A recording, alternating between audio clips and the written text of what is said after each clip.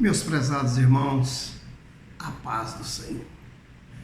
É com satisfação que estamos aqui nesta oportunidade para comentarmos mais uma pré-aula sobre o nosso trimestre que estamos estudando, o Sermão da Montanha, os mandamentos do Reino de Deus. E dando continuidade ao nosso estudo nesse tema, hoje nós vamos estudar na 7ª lição, Cristo explica a lei no Sermão do Monte.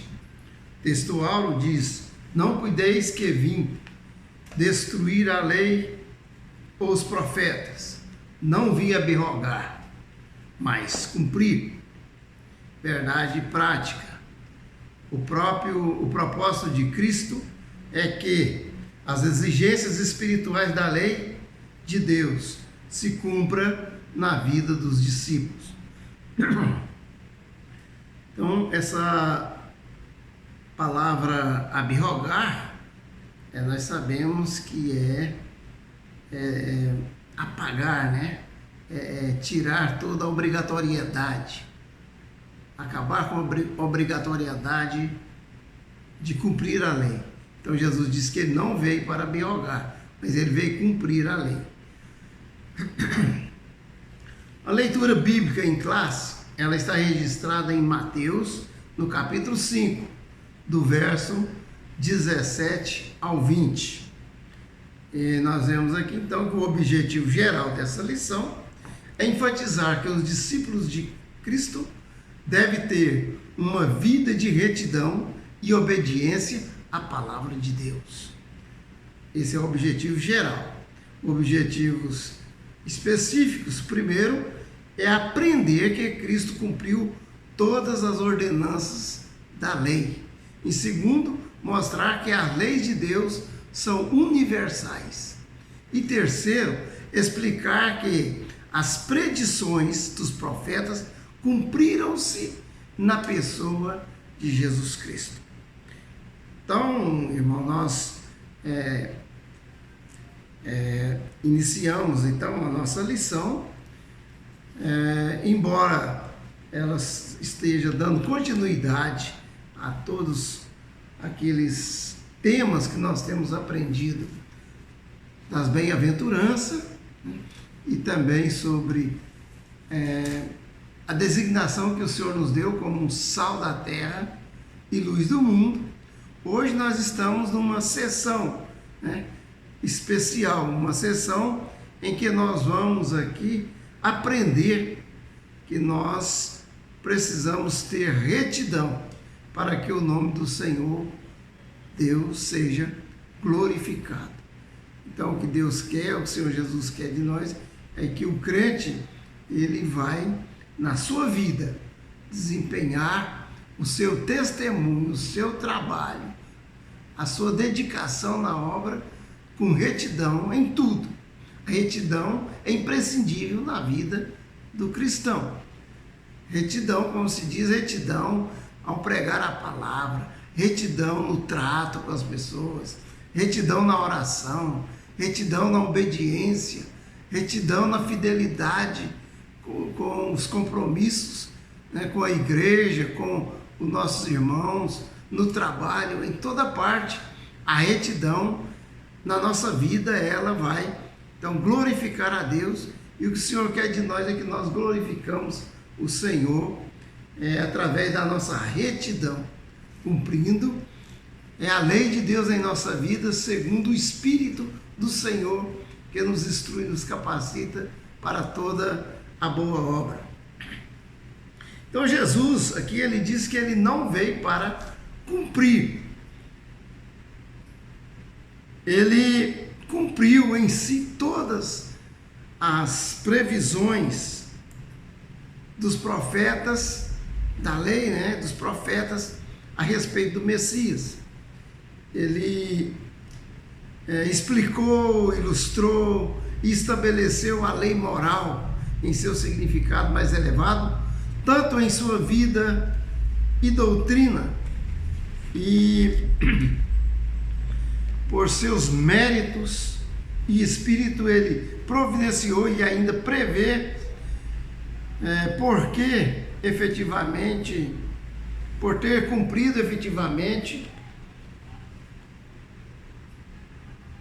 e porque os seus seguidores, né, têm também acompanhado todo o ensinamento de Cristo.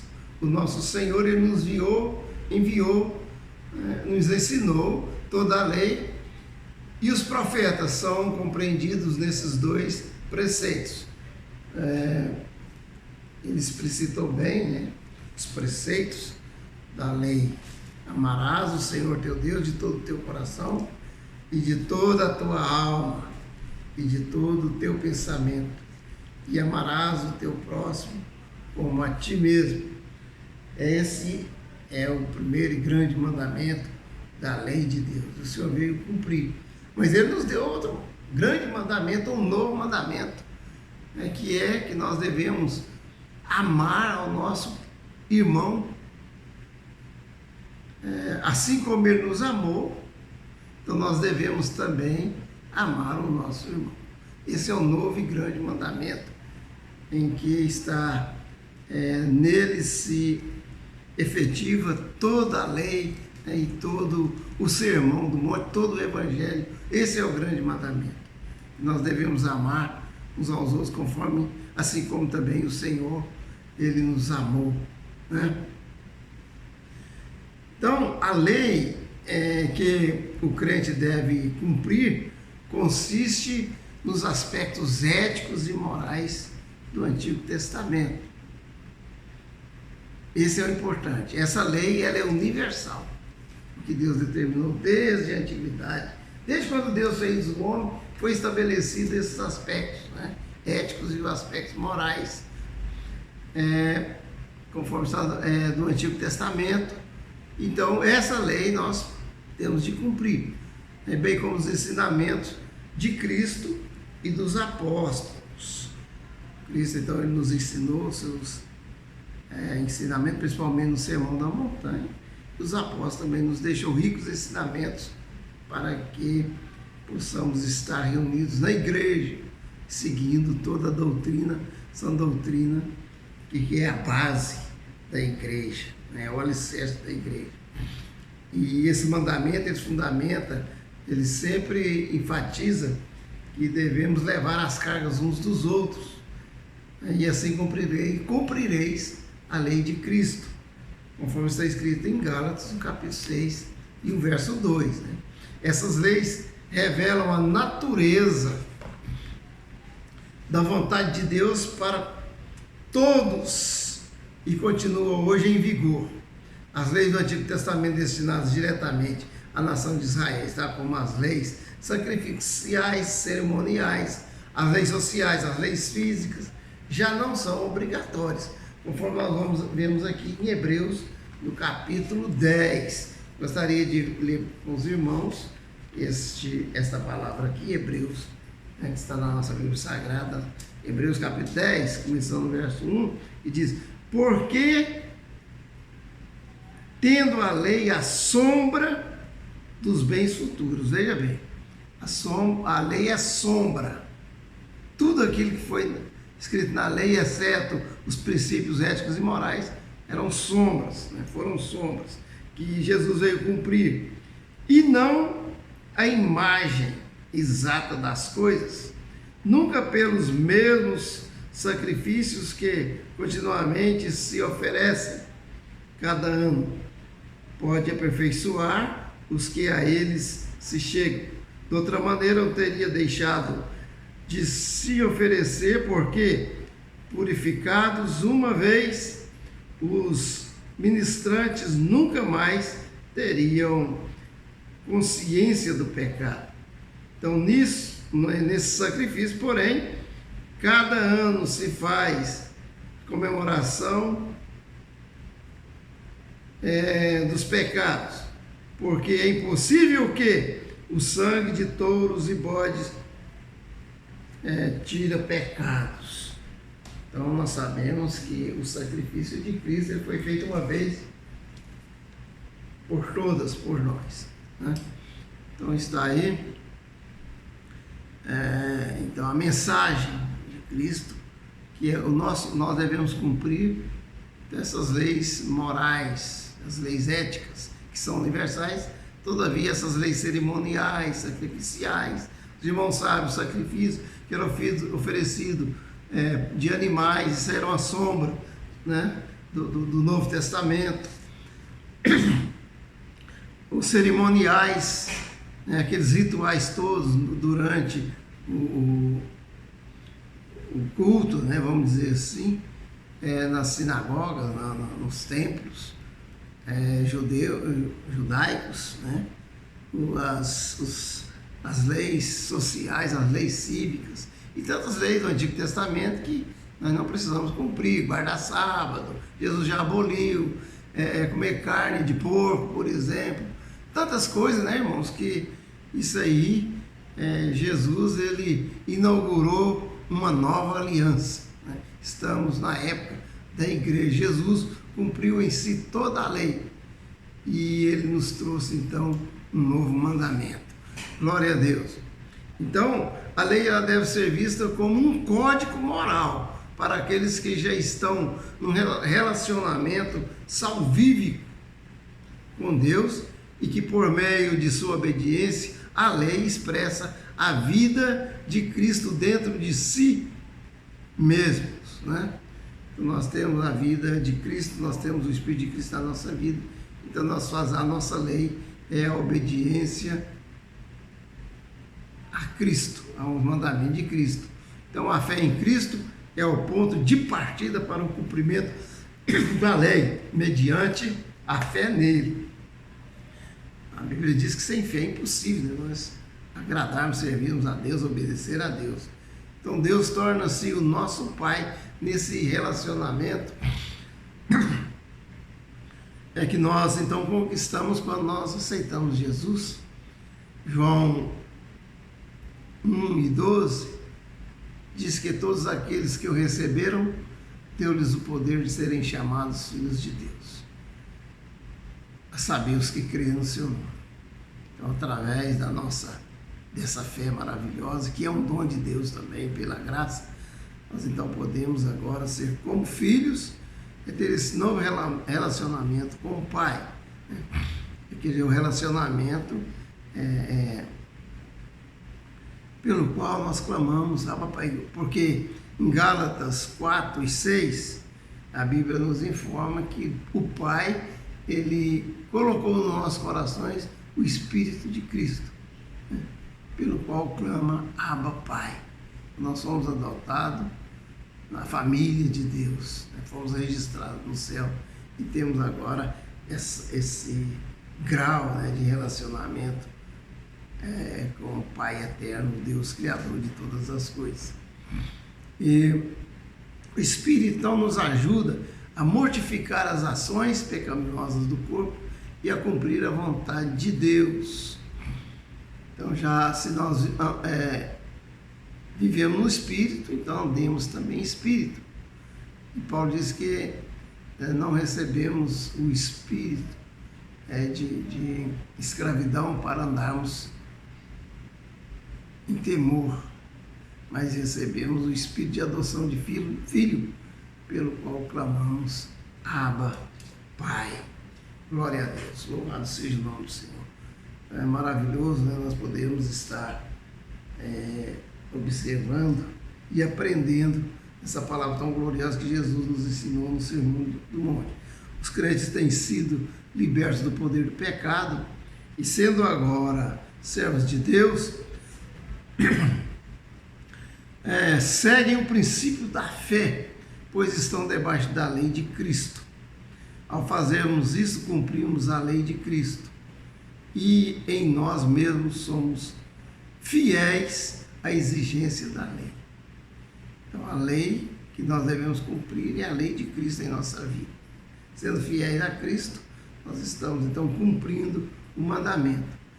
Jesus ensinava enfaticamente que cumprir a vontade do seu Pai Celeste é uma condição permanente para a entrada no reino dos céus. Mateus 7:21. É a obediência, né? essa é imprescindível na vida de todo cristão que almeja morar no céu. É obedecer a palavra de Deus, os mandamentos de Cristo, os mandamentos da igreja, né?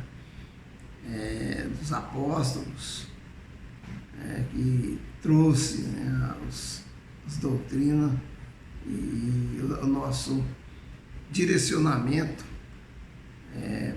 para termos uma vida digna de sermos chamados filhos de Deus, porque nós vivemos num mundo corrompido e temos, conforme já vimos nas lições anteriores, temos de salgar e temos também de brilhar, né? Sempre ligado em Cristo Jesus. Nós vemos, irmãos, que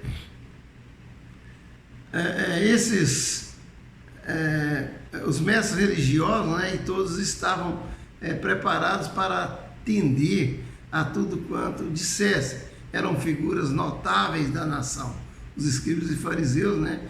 Então, de repente, surge em cena um homem extraordinário, com uma doutrina que aludia à graça e ao amor de Deus. Doutrina que introduzia elementos tão estranhos como a parábola do filho pródigo, que era totalmente estranha para aqueles mestres que ensinavam lá nas sinagogas, né, que eram os doutores da lei e que tinha os seus ensinamentos foram tão reprovados por Cristo. O próprio Cristo, ele criticava os ensinamentos oficiais dos grandes mestres e suas práticas, né? Porque ele diz: porque vos digo que se a vossa justiça não exceder em muita dos escribas e dos fariseus, jamais entrareis no reino dos céus. É Mateus 5,20. Então, Jesus, ele diz que o crente, ele tem que exceder toda essa justiça e essa formalidade que apresentavam os escribas, os fariseus, os doutores altamente formais, uma religião totalmente externa, alheia aos princípios do amor e da vontade de Deus para com o seu povo. A justiça dos escribas e fariseus era exclusivamente exterior, né? Eles observavam muitas regras, oravam, cantavam, jejuavam, liam as escrituras e frequentemente os cultos nas sinagogas. No entanto, substituíam as atitudes interiores corretas pelas aparências externas. Jesus declara aqui que a justiça de Deus requer do crente, que o crente vai além disso, o coração e o espírito, e não somente o externo. Ele diz sepulcros caiados. Então, muitas vezes apresenta uma coisa, mas por fora é completamente... por fora está bonito, caiado, né? Pintadinho, mas por dentro só podriqueira. E o Senhor, como sonda os corações, qual diz a Bíblia em Hebreus, capítulo 4 e 13, não há criatura alguma que não seja manifesta diante dele. Pelo contrário, todas as coisas estão nuas e patentes aos olhos daquele a quem temos de prestar conta. Então, de forma alguma, as intenções daqueles líderes judeus, eles não passaram despercebidos diante do Mestre, do Senhor, né? Então, a partir de Mateus 5,21, vemos que várias vezes Jesus usa a frase: ouviste o que foi dito aos antigos. E em seguida acrescenta: eu, porém, vos digo. Veja a diferença, irmãos, né? Jesus, em cada uma delas, ele ressalta um aspecto diferente e complementar de nossa vida interior. Amor incondicional são aplicações das bem-aventuranças. Nós já vimos isso aí, né? Jesus, ele não diz assim, ouviste o que diz as Escrituras. Ele não diz assim, como é o costume dele ao se referir ao Antigo Testamento. Ele diz, ouviste o que foi dito aos antigos. Então, com isso aí, Jesus estava confrontando o seu ensinamento com o ensinamento dos fariseus.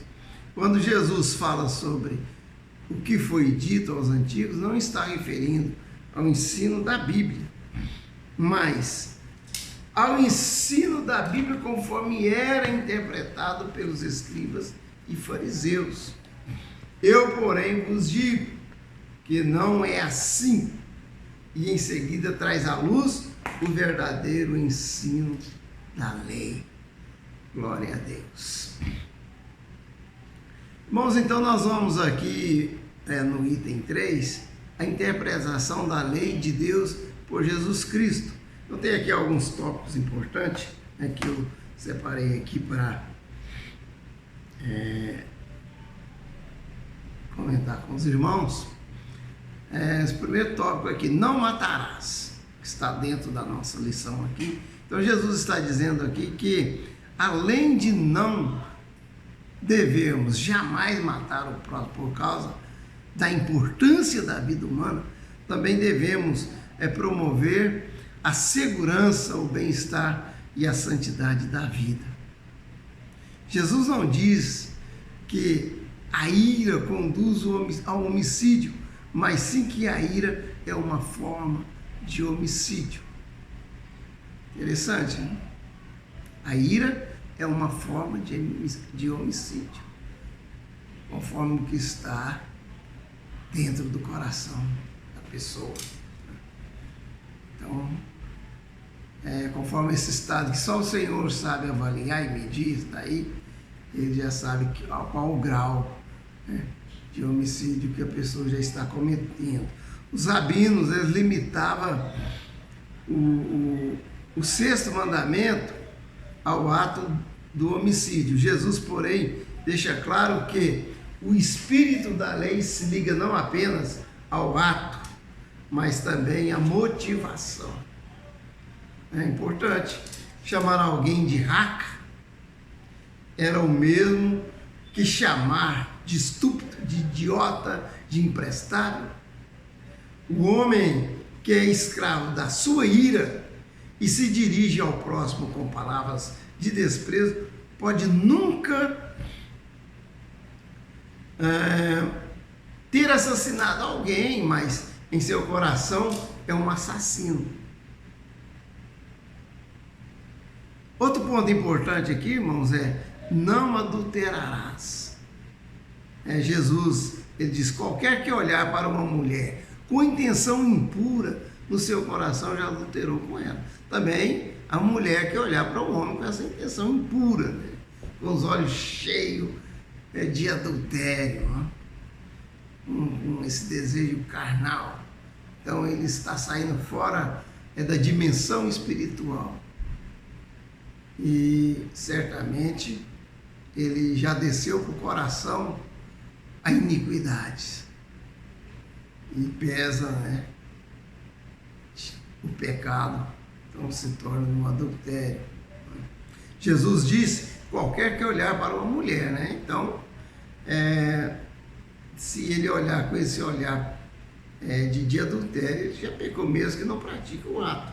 Então, nesse trecho bíblico, aprendemos que a santidade é uma questão do estado do coração e não meramente a questão de conduta externa. É muito profundo, né, o ensinamento de Jesus. O que conta, portanto, não são apenas os feitos de uma pessoa, mas os seus desejos. Não somente devemos cometer, mas nem ao menos devemos cobiçar. Quanta gente está cobiçando por aí, né? Deus é que nos lava, nos purifica com o sangue de Jesus. E nos limpa de toda cobiça, de toda vaidade, de toda inveja, né? e tira da nossa vida todo pensamento promíscuo e corrupto, para estarmos na perfeita comunhão com Deus. A doutrina da santidade impele-nos a uma vigilância e a um autoexame constante. Nós precisamos estar sempre avaliando a nossa vida, conforme diz Ageu, considerai o vosso caminho. Precisamos estar sempre observando, né, os nossos pensamentos, sondando as nossas vontades, as nossas emoções, o nosso psíquico, né, que é o pensamento, sempre deve ter sempre deve estar sempre sendo resguardado pelo nosso ser, né, pela nossa consciência, para que não venhamos a nos corromper no homem interior. Outro ponto, irmãos, aqui é o divórcio, né? Que é um ponto dá muita especulação. Eu não vou aprofundar nesse ponto aí que Jesus ele falou, está na Bíblia aí, né? Mateus 19:9, nós temos lá a maneira que Jesus tem falado e muitas outras referências, Mateus 5:33, 3 a 37. Então, a vontade de Deus é que o casamento seja vitalício. Jesus cita uma exceção, a saber, a prostituição. O divórcio, portanto, deve ser permitido em caso de imoralidade sexual, quando o cônjuge ofendido recusa a perdoar. Aí a pessoa, então, né, ele está liberado, como diz aqui, né, nos ensinamentos de Jesus. Né? Jesus disse em Mateus 5:33 a 37, que a palavra do homem deveria ser verdadeira e deve ser cumprida mesmo sem juramentos. Aqui nós já estamos na outra palavra sobre o juramento também. O Senhor sempre preocupa com esse tema, né? Se os homens fossem sinceros e simplesmente falassem a verdade, eles não sentiriam a necessidade de jurar. Cristo não disse que tudo que é mais forte do que sim, sim é pecado. Ele só disse que veio do mal na medida em que fosse necessário, pela falta de verdade prevalecente. Às vezes é muito reprovado pelo Senhor quando a pessoa está diante de uma tese ou de uma afirmação, diante de um argumento que não tem certa fundamentação de verdade, ele procura apelar por um juramento, querendo jurar, e nesse caso é condenado, né? Então não se deve. Agora, em certos momentos até pode ser, né, que venha acontecer, ou é possível e aceitável em certos momentos, especialmente em momentos solenes, exige juramento, e que em certas circunstâncias é lícito jurar, conforme nós vemos quando alguém vai receber um cargo, né, que faz um juramento de cumprir com honestidade, com decência, com eficácia, aquele cargo que ele está no qual ele está sendo empossado. O juramento de cumprir com a sua profissão, quando alguém está recebendo um diploma, e o juramento, ele para validar qualquer uma solenidade, né, ele então assim é permitido. Aí nós temos muitas referências na Bíblia nesse sentido, né? Os irmãos acompanhando a lição, não vou falar aqui para não tomar tempo. Outro ponto importante que Jesus falou acerca no Velho Testamento é olho por olho e dente por dente. Jesus então quebra essa lei cruel. Então aqui tem os irmãos sabem o que é olho por olho, né? Se alguém prejudicasse, furasse o olho de alguém, então a lei mandava que esse alguém também furasse o olho do outro. Se um danificasse o dente de um, era danificado o dente do outro, que seria então feita a justiça. Mas então Jesus veio e nos trouxe esse novo mandamento no Sermão do Monte, né? O que deve reinar agora é o perdão. Aleluia. mas mas tem que ser aquele perdão sincero, né? Que é capaz de reclinar diante do seu carrasco. Devemos nos perguntar: somos capazes de perdoar aqueles que nos fizeram mal? Conseguimos expulsar do nosso coração o rancor e a mágoa? Afastamos a vingança do nosso pensamento? Se a resposta for sim a todas essas perguntas, estamos no caminho certo. Glória a Deus. Aleluia. Então esse é o mandamento, sim, um mandamento que completamente contradiz toda aquela tradição judaica. Um ponto aqui, agora vamos aqui falar do amor, né? Amai os vossos inimigos. Isso aí é difícil, não é fácil, né? Você amar o inimigo, aquele que te fez o mal, que te prejudicou. Mas o mandamento de Jesus é esse: amai o vosso inimigo. Deus, em Romanos 5,8, ele diz: Deus prova o seu amor para conosco em que Cristo morreu por nós, sendo nós ainda pecadores. Quando a pessoa é pecadora, ela é indiferente aos benefícios de Deus, ao amor de Deus. Ele é um pecador vil, ele pratica iniquidade, é corrupto, mentiroso, ele faz tudo segundo os princípios grotescos do diabo. E Deus assim, ele nos amou e deu seu Filho para morrer por nós na cruz, expiando ali os nossos pecados, nos redimindo com seu sangue, nos remindo de todo pecado, segundo a riqueza da sua graça. Então, como é possível, né, nós reagirmos a esse mandamento, né?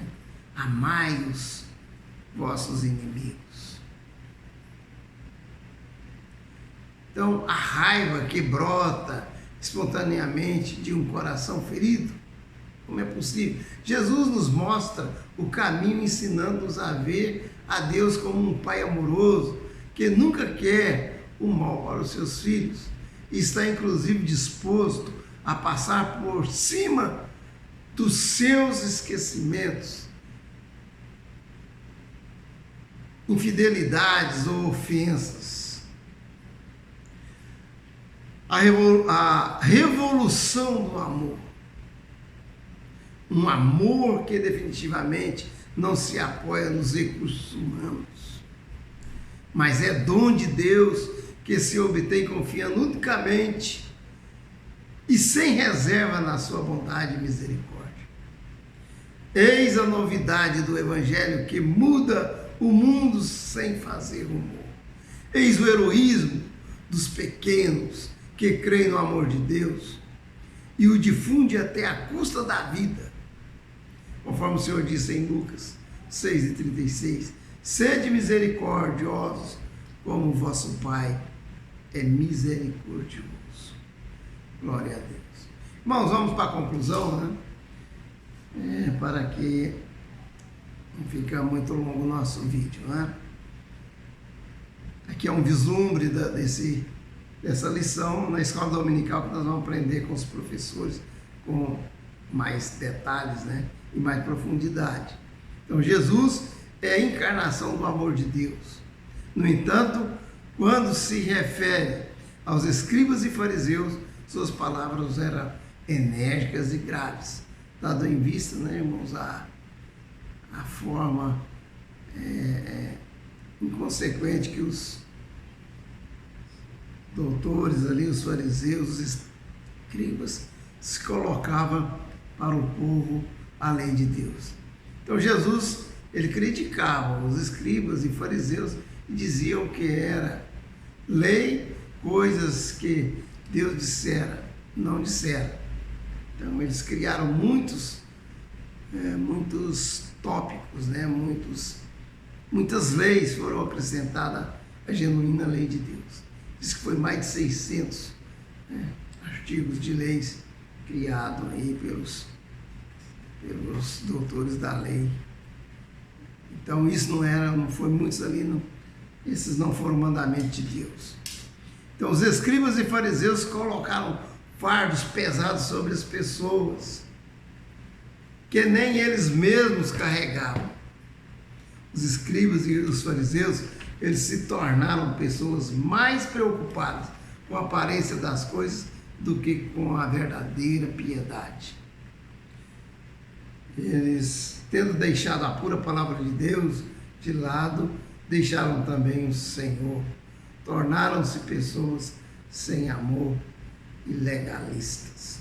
Então aí está um grande exemplo para nós, para termos o cuidado de praticar a lei de Cristo Jesus.